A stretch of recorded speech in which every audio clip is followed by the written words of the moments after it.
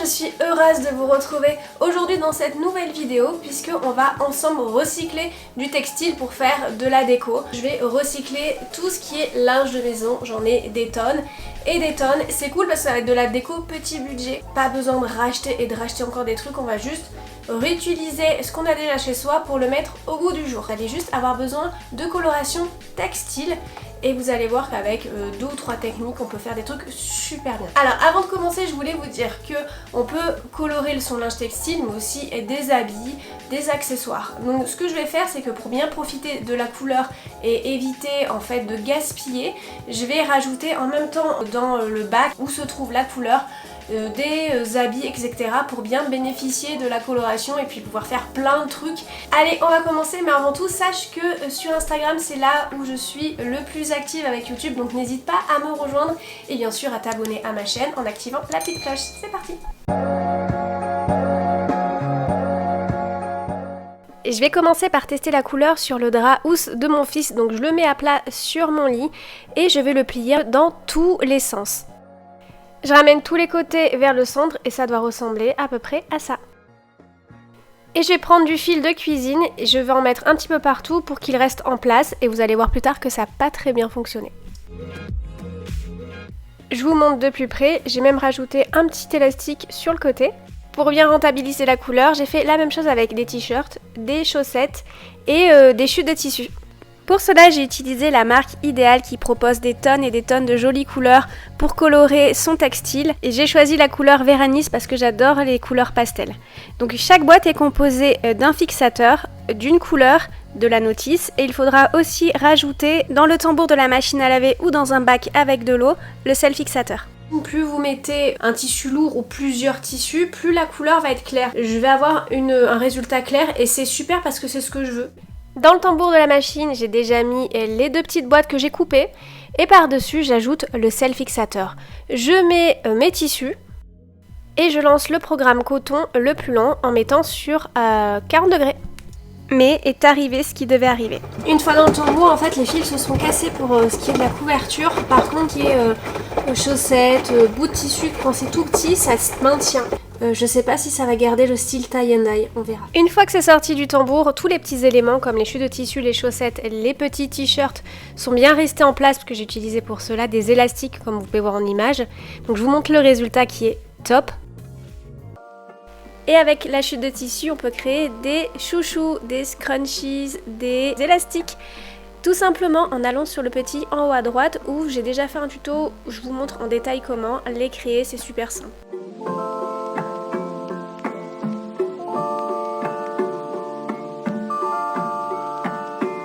Voici le résultat pour la housse de couette. Alors la couleur est très jolie, même s'il n'y a pas cet effet tie and dye, j'aime beaucoup dans la chambre de mon fils. C'est pas grave, j'ai pas dit mon dernier mot et vous allez voir que juste après, je vais vous montrer comment créer un tie and dye en utilisant une autre méthode. J'utilise la couleur terre cuite et comme tout à l'heure, je vais plier n'importe comment mon drap. Je vais tout maintenir ensemble avec des fils, donc n'hésitez pas à en mettre plein pour que ça soit vraiment assez solide comme maintien.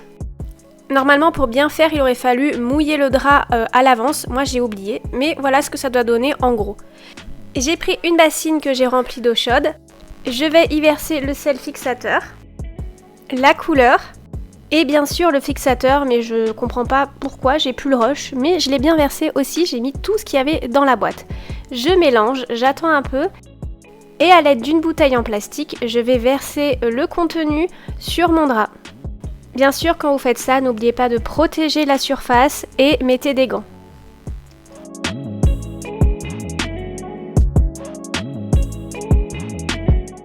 Une fois terminé, j'ai laissé reposer, on va dire, la création toute une nuit dans un sac poubelle.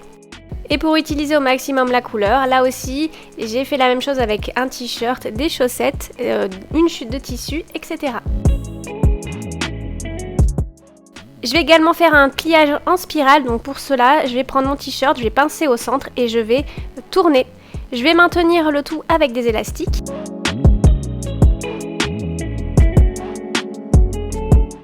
Et j'applique la couleur.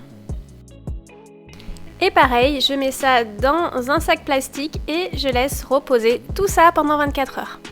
Voici le résultat une fois déplié et pour enlever le surplus de couleur, je vais le passer à l'eau claire comme c'est indiqué sur la notice jusqu'à ce que l'eau soit transparente. Je passe le tout à la machine à laver et je fais sécher.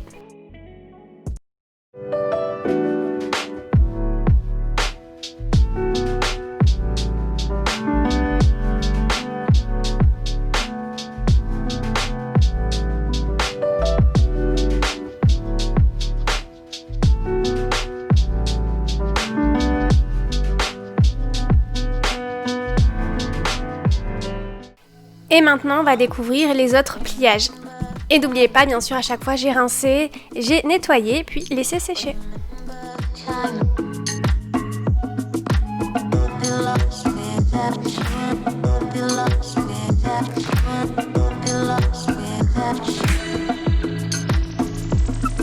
Et avec la chute de tissu, je vous rappelle que j'ai créé un scrunchie, donc si vous voulez savoir comment les réaliser, je vous rappelle que je vous l'ai mis dans le petit en haut à droite.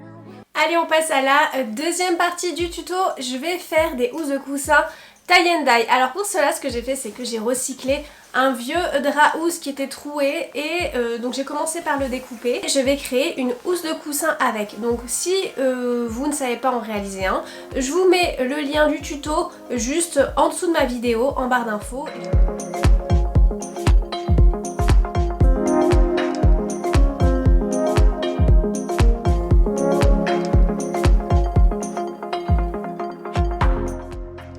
Et voilà, la housse de coussin est terminée. Et maintenant, pour créer un tie and dye avec deux couleurs, je vous montre la technique. Donc, vous prenez un objet en plastique. J'ai pris un jouet à mon fils, un œuf en plastique. Vous le mettez au centre et vous nouez juste un petit peu plus bas. L'élastique délimitera les deux couleurs. Et comme d'habitude, je remplis le bac d'eau très chaude et je vais utiliser la couleur bleu pétrole.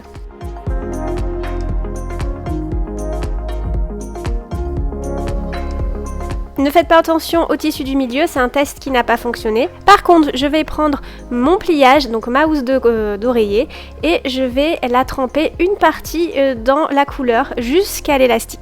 Et je vais en profiter pour ajouter d'autres tissus. Ici, je vais vous montrer un pliage shibori, c'est une technique japonaise, donc je vais plier en accordéon mon bout de tissu. Pour l'instant, je ne l'ai pas fait, mais j'aurais dû mouiller mon tissu avant de faire le pliage. Et maintenant, je vais plier en accordéon dans l'autre sens de manière à faire un carré. Bien sûr, ce n'est pas grave si ce n'est pas parfait. Je prends deux bouts de carton que je vais placer dessous et dessus. Et je vais ajouter 3 élastiques de chaque côté. Veillez à bien les serrer.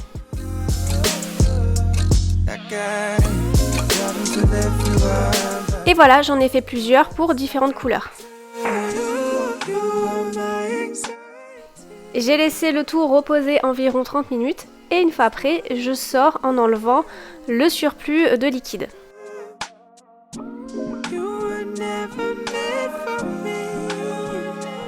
J'enlève également mon pliage shibori. Maintenant, je vais passer à une autre couleur. Ça sera du rose poudré. Walking downtown and I'm okay. Eyes on me, I don't know what to do, so I smile and I wave. Je vais y placer l'autre extrémité de ma housse de coussin, donc celle qui est encore blanche, et je vais maintenir la housse avec une pince à linge. Cela permet d'éviter qu'elle touche la partie bleue. J'en profite pour mettre une seconde housse de coussin, donc toujours avec la même technique, et je vais placer à l'intérieur un pliage shibori. Là, je l'ai fait plus petit.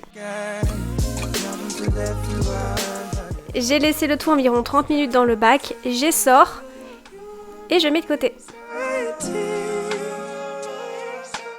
Et maintenant je vais faire la couleur lilas et je vais placer l'autre extrémité de ma housse de coussin et je vais mettre un pliage shibori à l'intérieur. Et là c'est pareil, je les laisse pendant une trentaine de minutes puis j'essore. Je les laisse reposer toute une nuit dans un sac poubelle bien sûr en fonction des couleurs. Et je vais passer au rinçage à l'eau claire. J'ai commencé par rincer les couleurs claires et après foncé.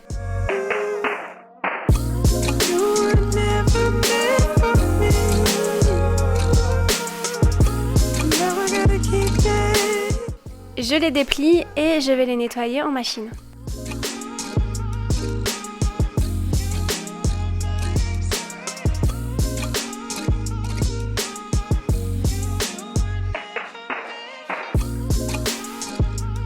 je repasse et voici le résultat pour les coussins.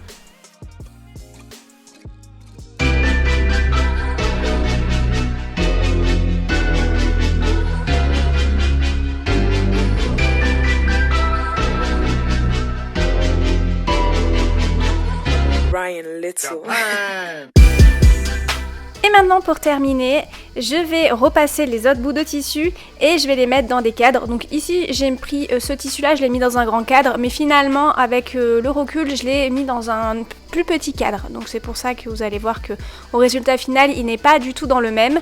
Mais c'est pas grave, vous avez compris le principe et voici le résultat.